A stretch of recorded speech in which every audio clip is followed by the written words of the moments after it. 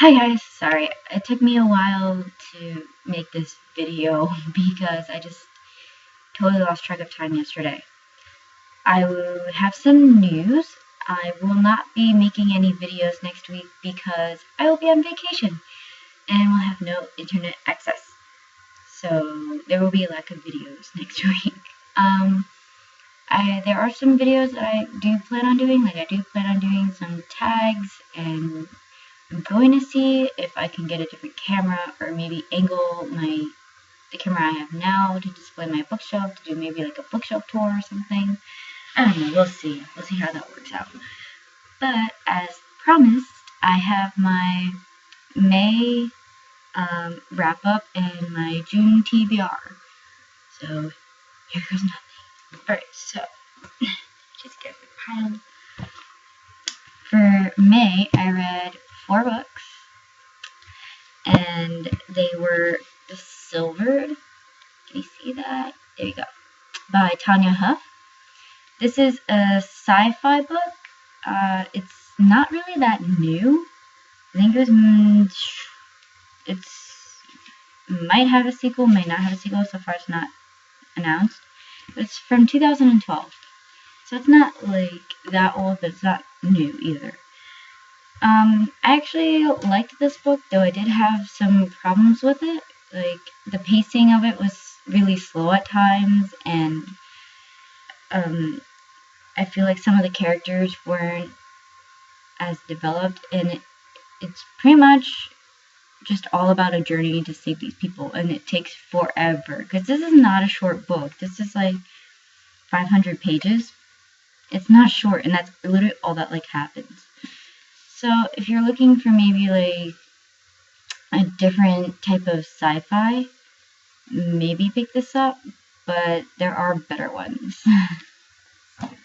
I think I gave it like a 3 stars on Goodreads. And then I read The Fault in Our Stars afterwards by, of course, John Green. I don't even think I have a bad thing to say about this book. This book was so beautiful, and I did not cry, but then I don't cry when I read books, so. But there were times where, I felt, I was like sad and depressed, and I just was like, I can't read anymore, but I have to.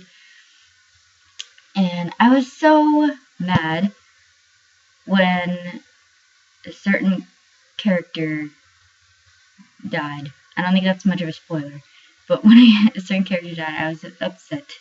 I was like, no, why? And then I think the only complaint I have about this book is that I feel like it ended too quickly. Like, I felt like there was more to the story, and I wanted it, and I'm like, no, it feels like it's not done yet. Why? No. But I think I gave this one a 4 out of 5 stars. I think mainly for that reason, because I felt like it wasn't really finished yet, or I wanted more. And then after that, this was a reread. This is This Lullaby by Sarah Dessen. It was the 3rd time I read this. I wouldn't say it's like my favorite Sarah Dessen. It's probably the most different of her books. It's like, maybe every time I read this, I feel like I'm going to feel differently about it, but I don't. Like, I love the first half of the book, but then the second half of the book, I'm not all that crazy about. So, I mean, maybe I'm one of the few people that actually likes Remy, and I'm not, like, crazy about Dexter. Like, he's okay. Maybe that's because I'm a bit of a cynic, but, I thought her stepdad, oh my god, that looks like it's my finger. Okay, anyway. I thought her stepdad was annoying. Her mom was just like, can I bang my head against the wall? You're being an idiot. And you guys can totally see my boobs. Alright, so yeah, I gave this, I think, a 3 also. And I don't think my rating has changed like the 3 times I've read it. And then I ended May with Bitten by Kelly Armstrong. This is the first book in her, I think it's supposed to be like Woman of the Otherworld series, but on here that just has the Otherworld series. I had watched the TV show, and that's mainly what got me to read the book. Now, the book and the TV show are like completely different. Sort of. Like, some scenes happen exactly like they do in the book. Some different characters died than the book than in the TV show, which I'm glad that they changed that, to be honest, because I didn't really like that she killed off one of the characters. Like, I felt like you could have killed someone else off, and, you know, I was like, why? Why'd you have to kill that person? I really liked Clay in here. Even though their relationship started off a little bit rocky for me, because, I'm sorry, that first scene, what was that? And then Elena is a lot more irritating in the book than she is in the TV show. But that aside, I thought the book was okay. Like, I guess I went into it with all these expectations, and none of them were really met. So I was a little disappointed, I guess I could say. Overall, I thought it was okay. I heard the sequel's a lot better, so I'm probably gonna try and read the sequel. I haven't seen it in the bookstore, so I might have to like special order it. And hopefully the sequel is better. If the sequel's not better, then I probably won't continue the series. Just saying. And that was like all of the books I read in May. And then for my June list, alright, so the thing about why I don't really do TBRs is because I go with like reading with how I feel, like what I'm in the mood for. So it's kind of hard to say what I plan on reading this month. But for June, I actually kind of do have a plan, and I've actually like already read some books. So I feel like I can show you guys. Alright, so the first book in June, I read Kresley Cole's No Rest for the Wicked, which is the third book in the Immortals After Dark series. I love that series. It's so good. If you guys like adult paranormal romance, read her books. They're so good. Considering I didn't really like the past two, or I wasn't crazy about the past two books that I read by her, No Rest for the Wicked was actually like a really, really vast improvement. Like, this was the Kresley Cole that I was like, I remember. For some reason, it's like her later books are, or her more recent books are better than her like previous books, but I guess that's because her writing developed over time.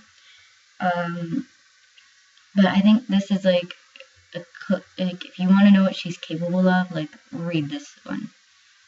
And Lethair is amazing. So yeah, I think I gave this like 4 stars. Oh wow, I forgot to say how many stars I gave Bitten. I gave Bitten I think like 3. But yeah, I gave No Rest for the Wicked like 4 stars. And that was my first book of June, and then my second one was At First Sight. Basically this is like, it read like I think I left a review of this on Goodreads, and there's only like 2 of them, so mine should like pop up. But that pretty much has all of my thoughts on it. It's like,